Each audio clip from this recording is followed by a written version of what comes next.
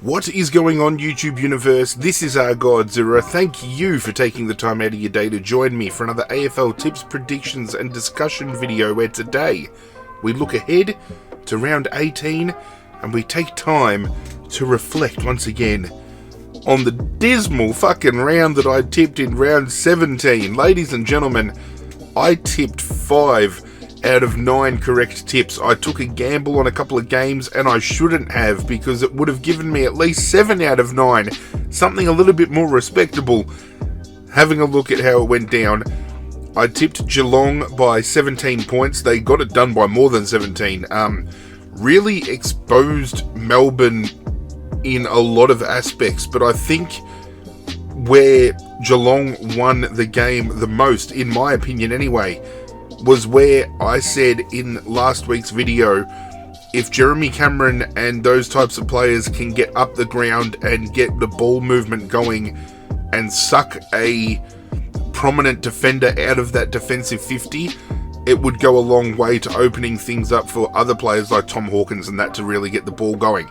And that's what happened. Jeremy Cameron went up the ground, found a bit of the ball, opened up lanes for Tom Hawkins to come in. Players like Tyson Stengel were able to influence as well. Cam Guthrie played an absolute cracking game. Patrick Dangerfield started to find his feet as well. Some of the youngsters standing up, Max Holmes, I thought was really good. So Geelong really looked the goods, and deservingly so, and now sitting on top of the ladder, albeit equal first for a 3-way tie. And I still feel Geelong this year will finish outright minor premiers in the number 1 slot. Not much to fear on the front from Melbourne, but with Max Gawn coming back in, even though Max Gawn and Luke Jackson both came in to the game after missing the week prior, Max Gawn in the team really squashes Luke Jackson's influence on a game, and we saw with Max Gawn out, Luke Jackson has the ability to be a match winner, and I feel the more they go with Max Gawn as a number 1, it's going to push Luke Jackson to the side, and I think that's going to play a big factor at the end of the year when it comes to the trade period, where we all know for the most part Luke Jackson has been linked to going back to WA, and I think Fremantle will probably be the home that he's looking to land at. Personally, I think if he's going to go to WA, West Coast probably the better fit for him, because Nick Nat coming to the end of his career, Luke Jackson has the opportunity to step into a number 1 ruck role. Just my opinion. But Geelong kicked things off for us with a correct tip, which was a good way to start off the round.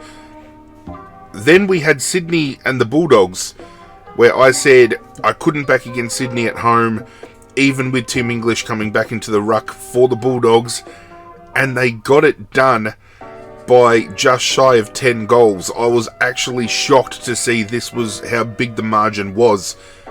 Bulldogs don't have that many notable outs from their team, so you've got pretty much a full-strength Sydney versus a full-strength, or at least near full-strength Bulldogs. I don't think Bailey Smith coming into the Bulldogs lineup would do a 10-goal turnaround, so this was a huge win for Sydney. Chad Warner, the youngster, again having another big game. As far as Damien Barrett coming out in the media this week, claiming that he feels he will win a Brownlow within the next 2 years. I don't know whether he was taking the piss when he said that. I personally believe there are a lot of other youngsters that should be in the conversation for a Brownlow ahead of Chad Warner. I personally feel, if I was to throw a name out right now, Nick Dacos from Collingwood, I feel he would win a Brownlow before Chad Warner does. That's just my personal opinion, but no denying Chad Warner is playing some brilliant football, and it's going a long way to helping Sydney get over the line, not only just, but pretty emphatically as well. MCG saw Collingwood take on North Melbourne, and for the most part, for most of the game, North Melbourne held a very comfortable lead and then had a very Richmond-like fade-out at the end, which saw Collingwood take the win by 7 points. And as much as I tipped Collingwood to win, I was actually finding myself rooting for North Melbourne to get up. I really wanted to see North Melbourne win that game after playing some really good football. The biggest downside to this is David Noble, North Melbourne's coach, has effectively quit his job. I think he did so to keep a little bit of dignity instead of being sacked, because I think we all know that's the route North Melbourne were going to go down. North Melbourne have since come out saying that they're going to put strategies in place to better their systems by getting priority picks and all that kind of stuff, and I really don't think a formula for, turning around what's happening at that club is banking on the AFL giving you priority picks in the draft and getting other youngsters in. There has to be an overhaul. There has to be an overhaul of the coaching staff. There has to be an overhaul at top level with president, CEO. There has to be an overhaul with some player movement as well. It's not just a team rebuild North Melbourne need to undertake. I feel this is a club rebuild that North Melbourne need to undertake. But very good football from North. Collingwood getting the win though, putting me 3 from 3 until Metricon Stadium. Gold Coast and Richmond. Richmond at one point were almost 40 points clear, and for the 5th time this season, a fadeaway sees Richmond lose the game. And it was heartbreaking to see Noah Anderson take that mark in the dying moments of the game. Took me back to Carmichael Hunt taking his mark, and Gold Coast's very first win was Carmichael kicking the fucking goal after the siren, and Noah Anderson has gone back and done the exact same thing. Dagger in the heart of Richmond. Jason Castagna, I don't know how that prick gets a game of football. Oh no.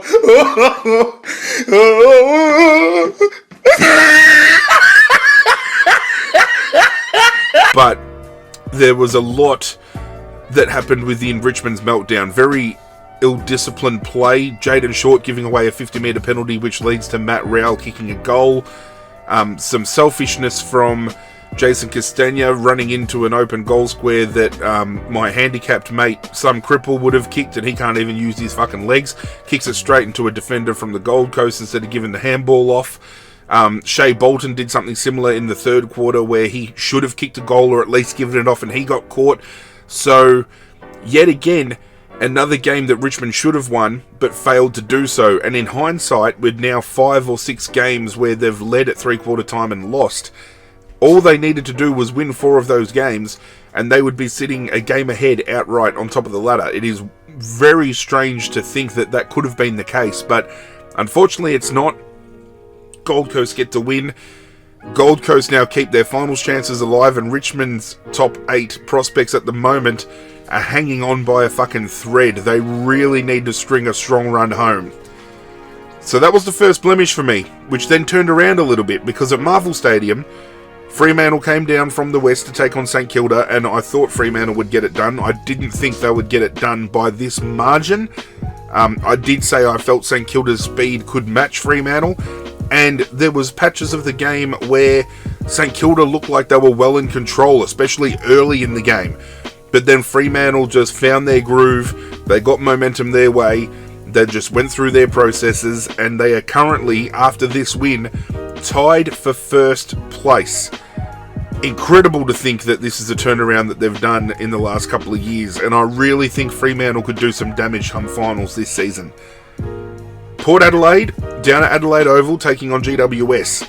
I said it was hard to back against Port Adelaide in Adelaide, and GWS putting in probably one of their worst displays since the 2019 Grand Final. The scoreline says it all, 84-29. I don't understand what the fuck went down, but Port Adelaide are another team where if they can string a couple more together, I think... How far out are they? They are only 1 win behind Richmond with the Gold Coast and the Bulldogs. So, at the moment, 8th all the way down to 12th is still open for a top 8 finish. And I don't know how runs are going to go going home. We can only look week by week. But Port Adelaide winning keep their chances alive yet again. The final 3 games were all blemishes for me, 2 of which probably on my own accord I shouldn't have been, rolling the dice as much as I did. I felt if I rolled the dice and it paid off, I could make some ground. It's now put me further back than I anticipated. But the Gabba, Brisbane taking on Essendon. This game was Essendon, they had it in their palm of their hand from the get-go. It was their game to lose, and Brisbane put on a strong charge, coming home late, but Essendon holding on for a 10-point lead to knock Brisbane off at home. The big takeaway from this game, and I didn't realise the ins and outs for this game, but Brisbane had 10 players out due to COVID protocols, and there were some pretty big names too. Dane Zorko, McStay, there were some others in there as well, plus their injuries. So, had the likes of Daniel Rich. So they had a lot of top-end talent out. But still, with the top-end talent they had in, Lachie Neale was kept to 14 possessions up until three-quarter time by the young Jai Caldwell, who I thought tagged him out of the game incredibly well. This is a player, Lachie Neale, who averages 37 disposals against Essendon, only managed 21 odd for the game. So Essendon playing their cards right, and it worked out and delivered them not just a win, but their second win in a row. They've now scalped Sydney and Brisbane back-to-back. Huge wins. Marvel Stadium, Adelaide versus Hawthorn. I thought Adelaide were a chance.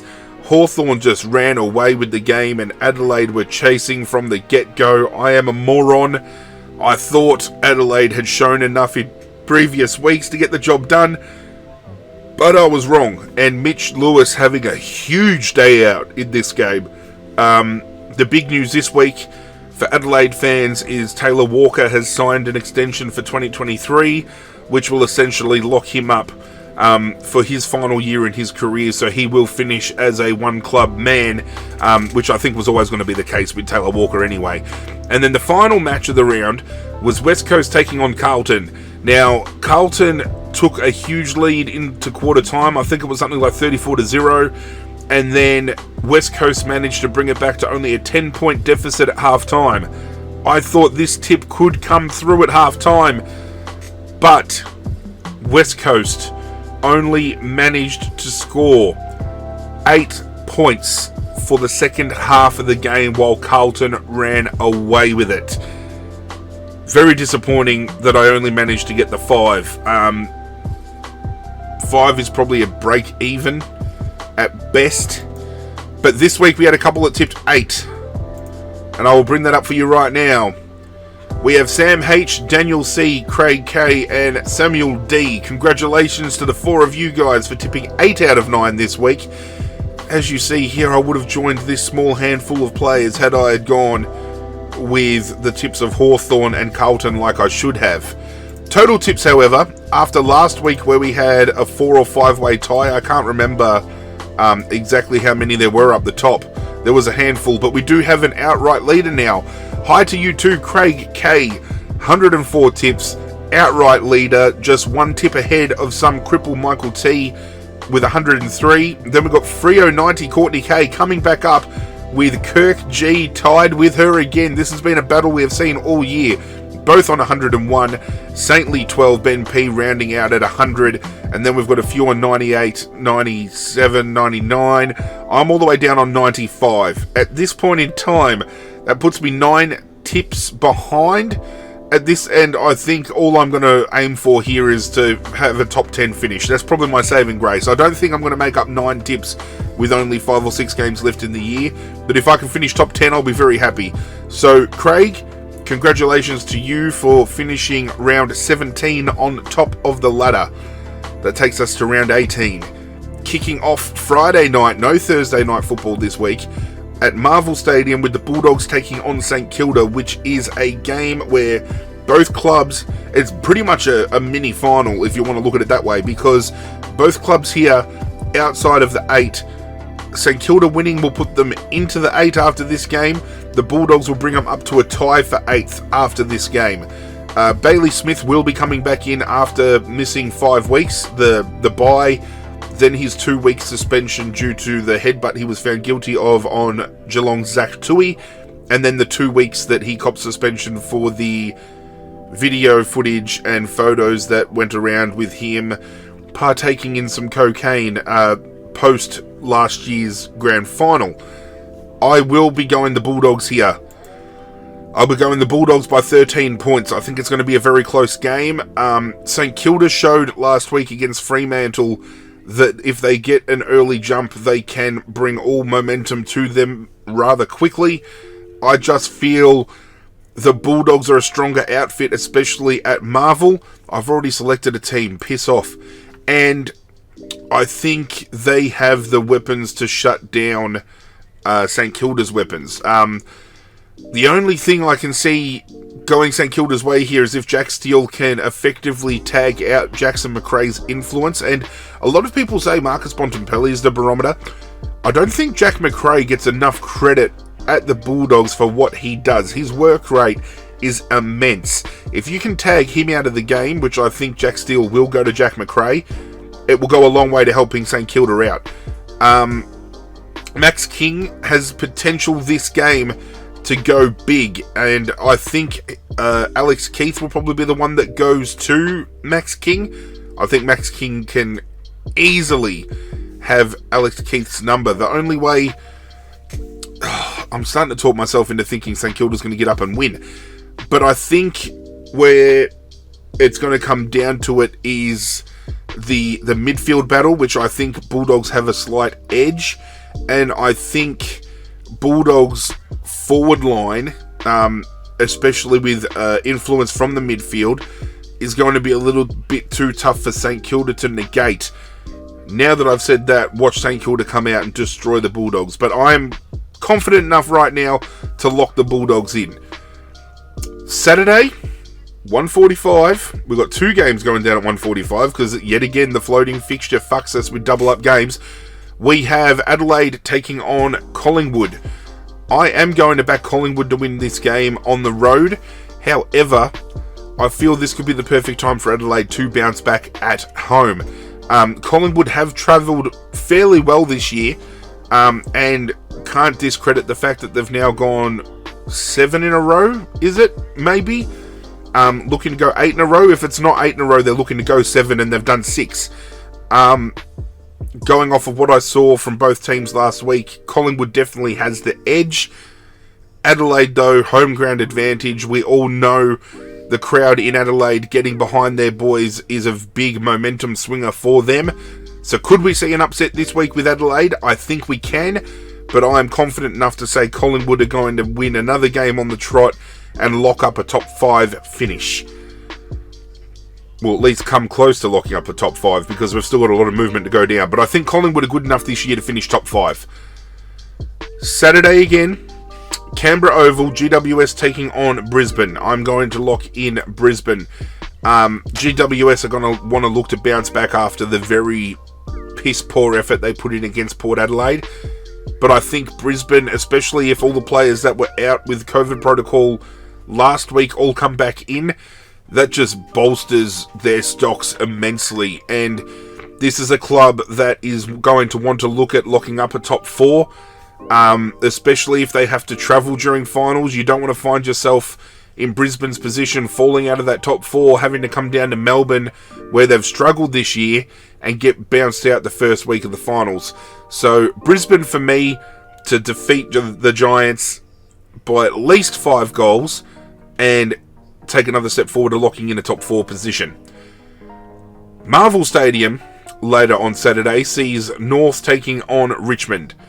I will back Richmond, but not with as much confidence as I would have had this point last week, especially after seeing the effort North Melbourne put in against Collingwood last week. Richmond go into this game with no Toby Nankervis, who has done a PCL. However, there is still talk around town that he might still get up for this game. It was a injury where Richmond, with 10 minutes to go on the clock last week against the Gold Coast, felt that they needed to get him off the ground as a precaution. I think his influence in the contest would have been huge if he had stayed on, but I would rather... I don't know about you, tell me in the comments down below. I would rather lose a game and save a player and have the ability to play them for the rest of the year than play that player who is showing injury signs and potentially lose them for the rest of the year, especially someone as influential as Toby Nankervis around the contest for Richmond. So he is doubtful, but it's still a chance to get up. But Ivan Soldo, his second in command, is out with a broken thumb. Tom Lynch has done the opposite hamstring to what he did earlier in the season. And the club have said Dustin Martin will not come back this week. They're going to rest him for one more week. So Kane Lambert might come back in. Trent Cotchin a chance to come back in. Noah Bolter is good to come back as well. So we do have some top talent coming back in. It's going to be hard without... If Toby Nankervis doesn't get up, we're going to have to bring up someone like a Samson Ryan or potentially play a Noah Bolter in the ruck. I don't want to take Marlon Pickett off the wing because I feel Marlon Pickett on the wing at the moment is in All-Australian contention. Just my personal little throw out there. There's a few people out there that do believe that I'm on track with that call. But I think Richmond bounce back after a loss. They get the win here. They set themselves up for next week against Fremantle in a huge clash. MCG, Carlton, Geelong. A clash that could define Carlton's season here. I've got to back Geelong. I've got to back Geelong because they showed... Melbourne, okay, so Melbourne have been the pinnacle in my eyes this year, even though they've lost a few games. Geelong exposed them in a big way. If Geelong did that to a team like Melbourne, they can just as easily do it to a team like Carlton, and I think in saying that, they're going to do it pretty easily. I think Geelong by at least 6 goals here. I'm feeling it. Carlton, they could upset, and if they win this game, I feel they don't drop out of the top 8 at all. If they win this, I've got every belief within myself that they'll play finals. They lose this, I don't know about their run home after here, but it makes it a little bit hard when players, other teams are nipping at the heels.